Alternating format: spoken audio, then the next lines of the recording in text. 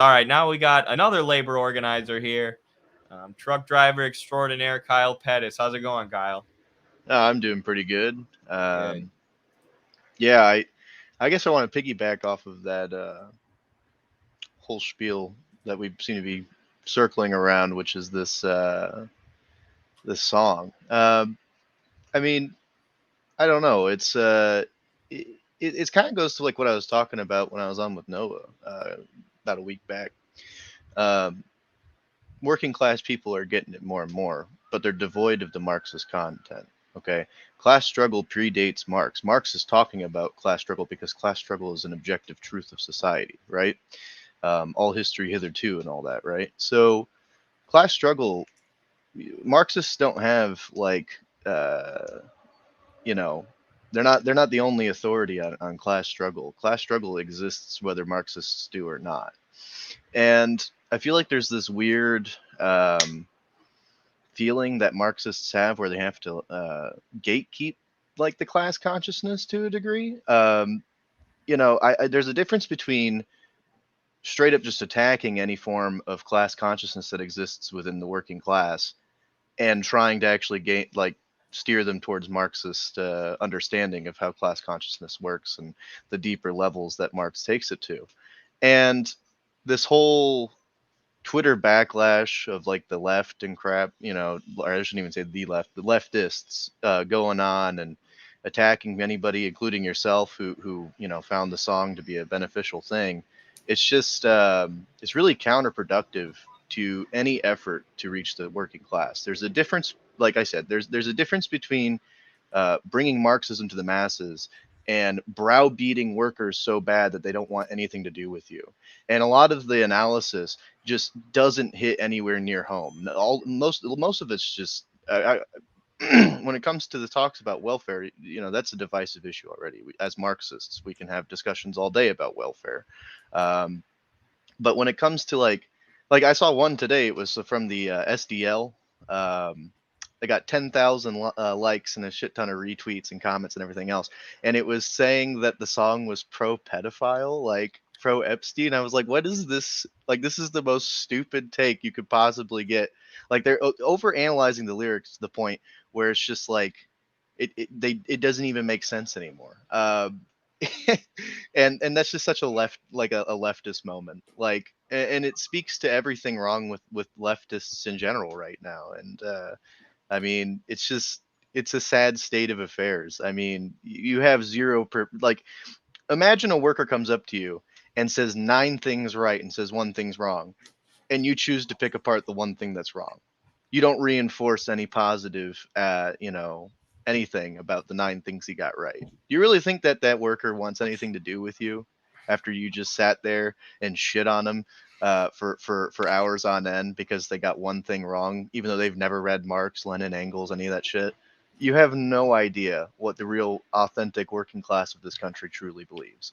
Ab- Absolutely. I love everything you're saying right now. This is so perfect. Like, what you said about class struggle predating Marx, and this is why Michael Parenti wrote a book about Julius Caesar as a populist figure. And it's not him saying Caesar's perfect. It's not saying Right. him saying Caesar was a proto-Marxist Leninist. It's him saying that Caesar had popular support because he wanted to enact populist economic reforms, and that proves that class struggle objectively exists. It objectively drives history, whether we realize it or analyze it or not.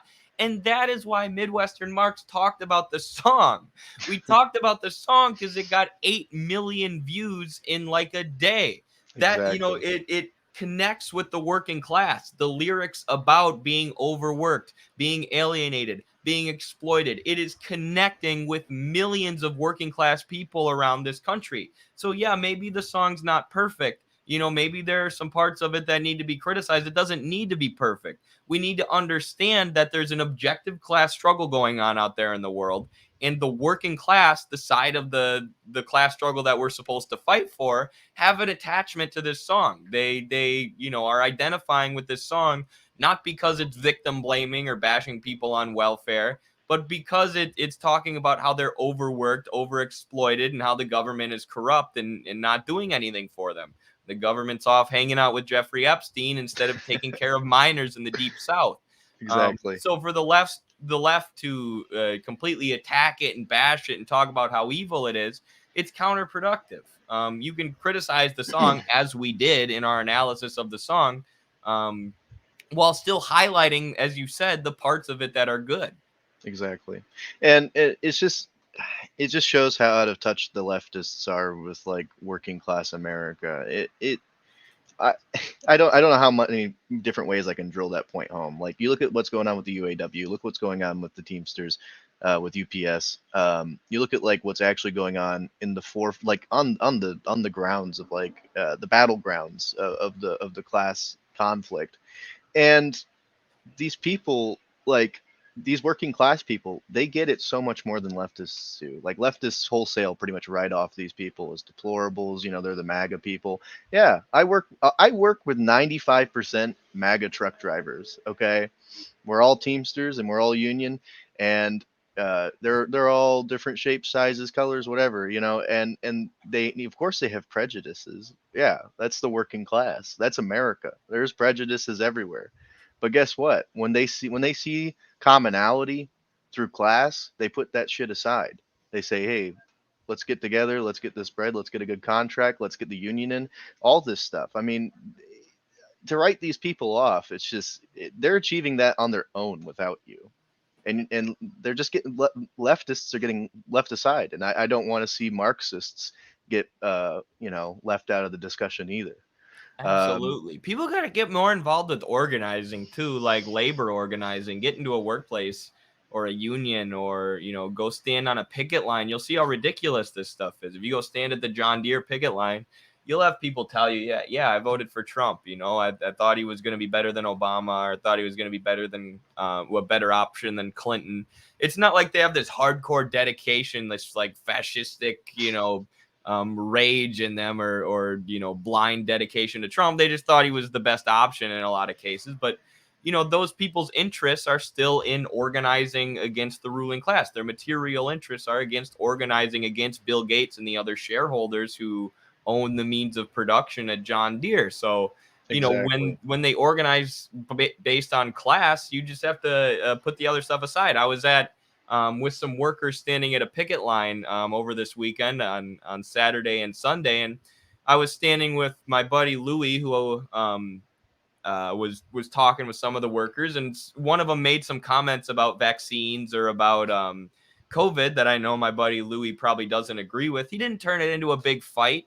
He just kind of shrugged his shoulders and moved on, because we weren't there to argue and fight about vaccines. We were there to organize for these waitresses and for these cooks who are being fucked over by their boss. That is what's Exactly. important. Class struggle is what's important. Your opinion on vaccines or certain political topics can be put on the back burner. Yeah, it's almost like Marxists, or I shouldn't even say Marxists, because I think most Marxists get it, but leftists, they've written off. They completely misunderstand that like class is the primary antagonism that exists within our society. They just write off that entire thing. They don't think that people can be organized based off of class alone. They don't get it, and they can Right. absolutely. They do every day. These things, these institutions already exist. Um, and another thing I think is really weird is that since when did like most leftists give a shit about what country music was doing? I guarantee you none of these people were listening to Radio West Virginia before this guy came on. I guarantee you most of them still aren't. I guarantee even half the people talking shit about this on Twitter haven't even listened to the song.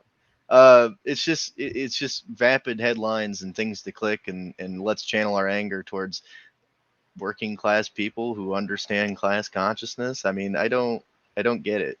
True. I Like don't either. this criticism doesn't exist for any other like medium of music. It doesn't exist for like any other like this level of criticism is by and large unprecedented when it comes to like a singular song. I really don't see, like we talked about the Jason Aldean stuff, but like nobody's going after anything else from any other form of music. Nobody's going after any other even country music. It's very weird to me.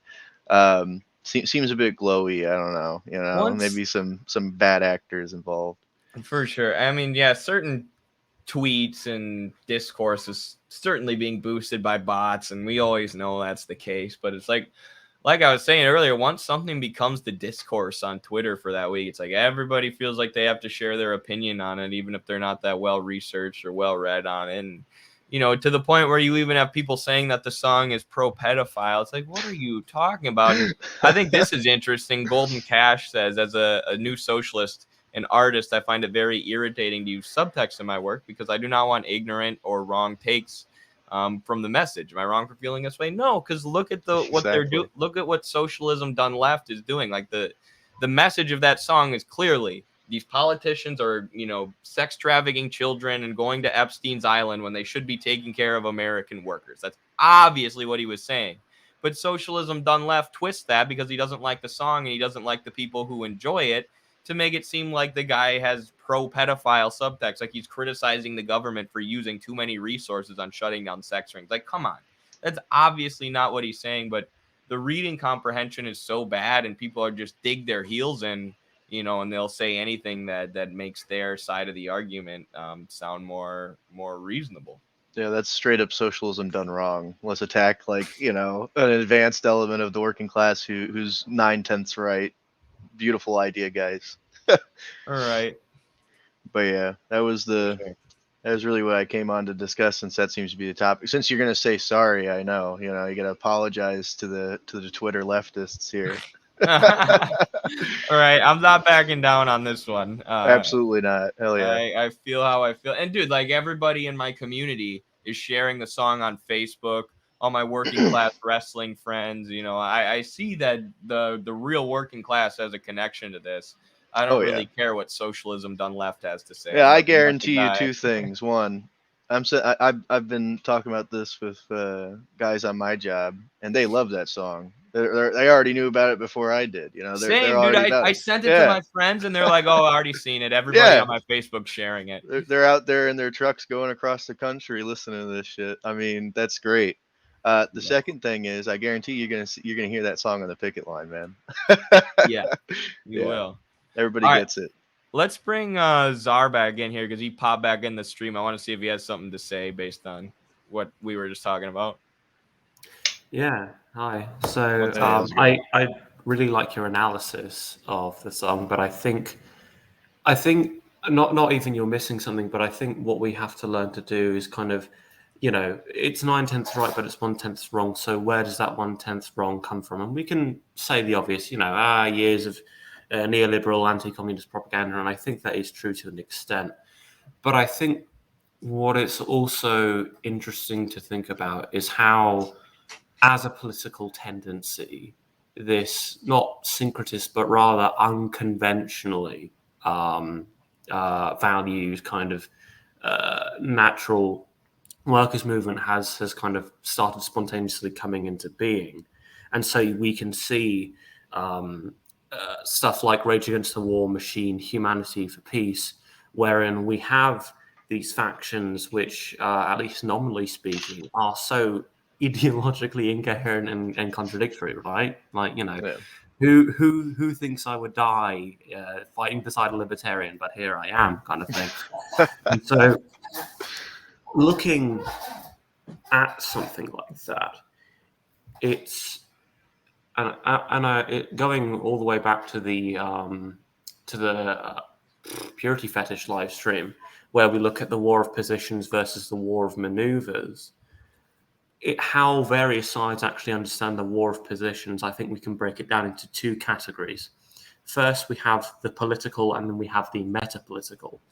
And we have these factions which want to fight metapolitically, like a lot of the sectarian compatible left, and then what people would call the wing Nats, you know, your Fuenteses, your Fox Newses, wherein they aren't interested in direct struggle, but rather they're interested in associating certain values with certain struggles. You know, this is, you know, basic parapolitics 101, I know, but it's kind of, and I think that what has permitted us to see this kind of wave of many traditionally conservative views become now somewhat progressive in a certain way, because their political consciousness has been incubated by a certain form of conspiracy, and they can begin to recognize that.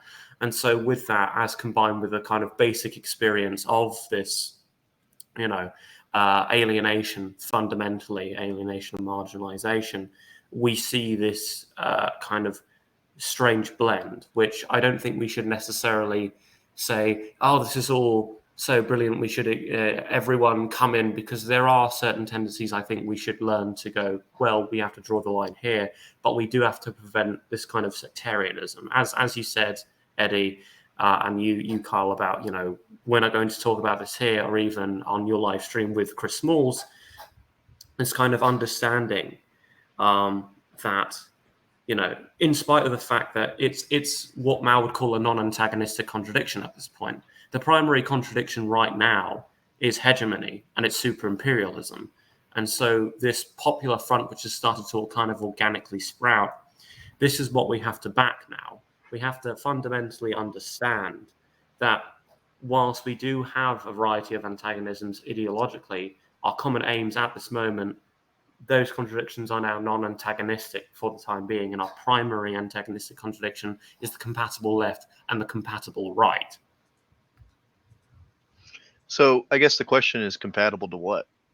And compatible to hegemony, obviously, because you have, when we speak of left and right, obviously there's been enough discourse, and we all know we should discard that kind of fundamental distinction.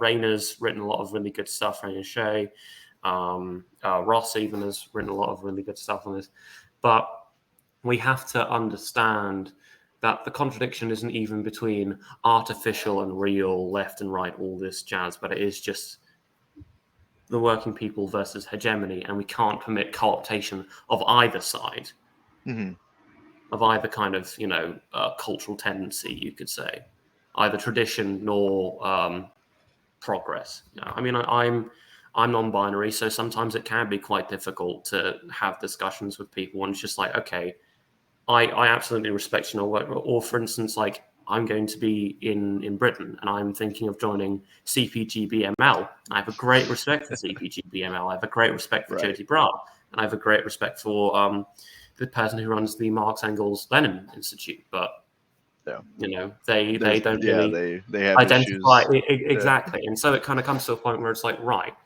I respect what you do, but it should be a two-way street, really. I mean, that's why we choose not to hammer those issues. That's why, like, our position on that is tolerance. Like tolerance towards, For sure.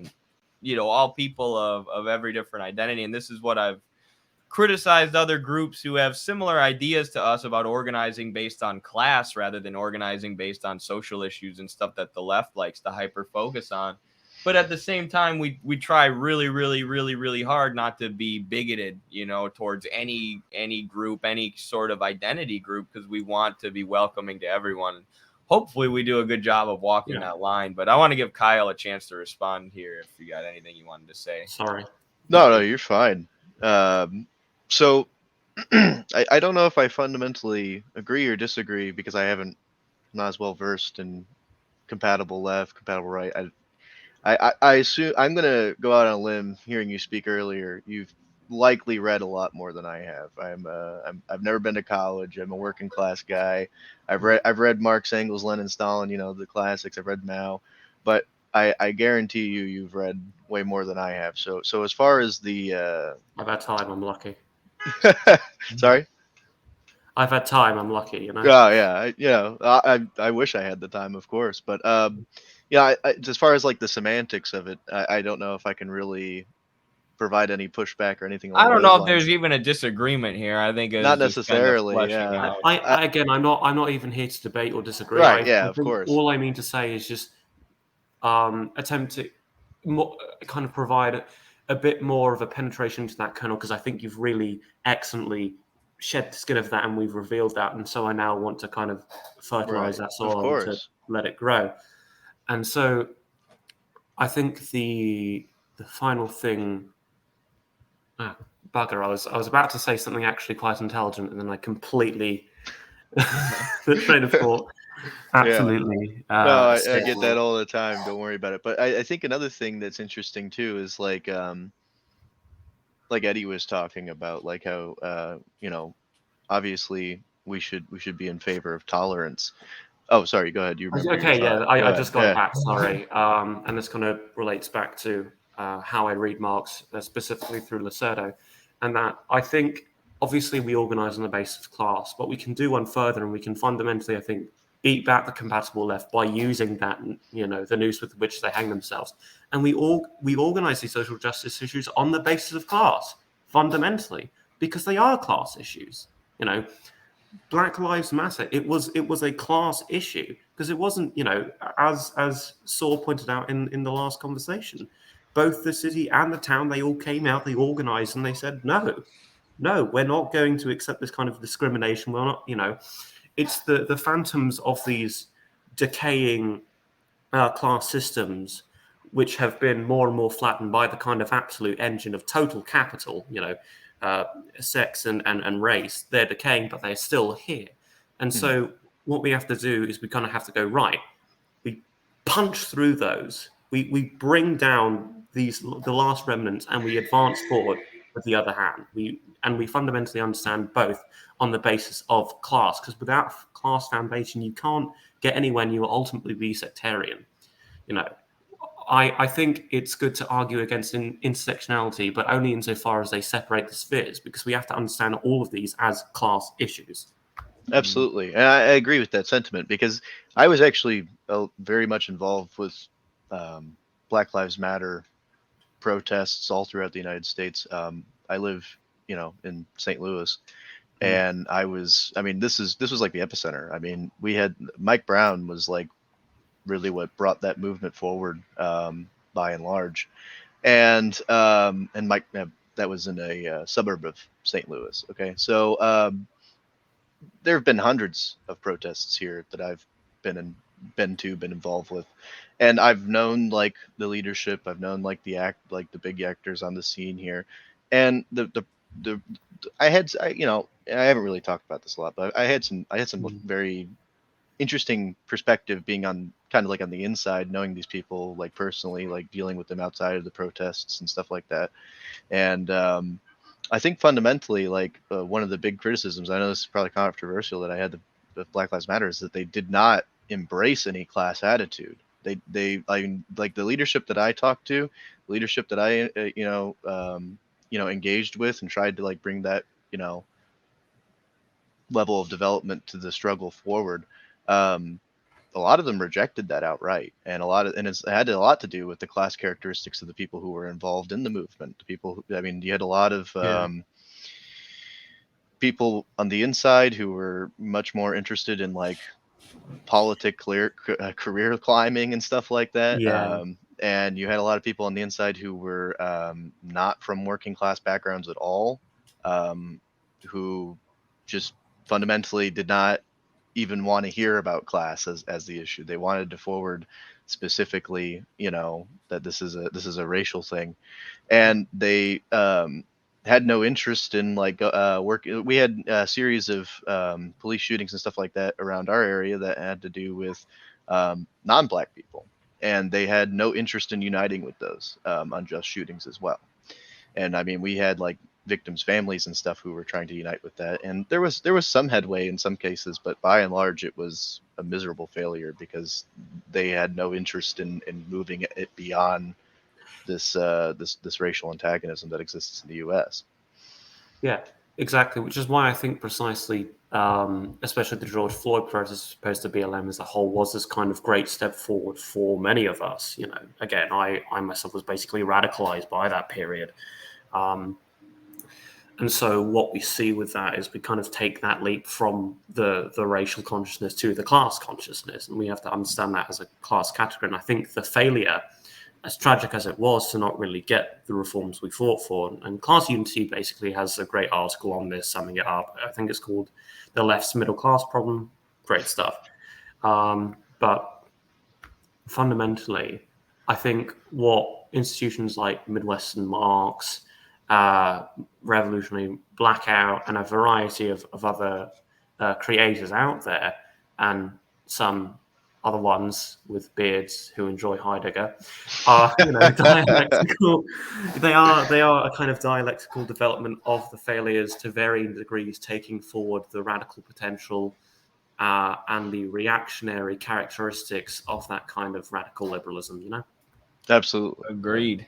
Because Agreed. I'm the most petty bourgeoisie person out there. There's a reason I'm able to read that much. I want to throw out too, because I had heard this from the blackout strike movement, that a lot of the leaders of BLM who wanted to push it towards a class thing, who were calling themselves Marxists openly, were killed or taken out or threatened by the deep state, by the intelligence agencies, by whatever. And there's actually a lot of credible evidence for this, and replaced with people who, you know, only want to focus on the antagonism of race, which is non-primary, obviously, in a capitalist mode of production. So I want to throw that out there. Do you guys? There was definitely some like suspicious shit going on. I mean, we had one guy who was a bit more militant. I don't want to name names and stuff, but there was a guy who was much more militant who was actually arrested by the FBI at one point. And then we had another one. It was a lady who was a bit older. She had a adult son, and the son ended up in a suspicious death scenario that very much smacked of intimidation. I mean, there was a lot of targeted takedown of like any of the, I would say, you know, much more honest actors within Cointel Pro is alive and well, I feel like. Do you guys have any parting words here? I want to move on to our next guest here, since you guys have been on for a bit now. But any parting words before? I appreciate you both for hopping on. Yeah, thank you. Yeah, Kyle will be back. Sorry, he'll be back later this week. Sorry. Yeah, I was about to say real quick. I think really what we can learn from BLM is primarily the counter mobilization present in a lot of those protests. You know, I think the Alphabet Boys podcast also covers extensively the FBI infiltration of these movements, and a lot of anarchist infiltration of these movements, and people who just read Sakai and said, "I'm a Marxist now." Yeah, you don't know how many of those people exist. Oh no! I mean, again, I wasn't involved, but I can imagine. Quite honestly, terrible. But yeah, in parting, I guess to the original point, if you're one of these leftists on Twitter, you know, browbeating working class people for liking a song that's 9/10 right, please shut up. You're doing nothing for anybody, and you're actively making fools of yourselves. And then also, yeah, I just I appreciate the show, and I look forward to being back Thursday to talk about you know, UAW stuff. Probably a lot less contentious, I would hope, and a lot more important. Well, I don't know. These conversations are important too. Yeah, I think it's all important. In a kind of Gendovian sense, right? We understand the kind of, there is culture war in the class struggle, but it's a certain kind of culture war. Absolutely. Yeah. All right. Well, thank you guys add on so to your much. point, just before I go. Yeah, go ahead. You know, online leftists, not only you're in the movement, but you're actively restricting yourselves from thinking dialectically about these situations. And as such, you have to understand the discontents with the contents. Absolutely. You get a ding for that one. All right. Thanks, fellas. All right. Have a good one. Thank you for your time.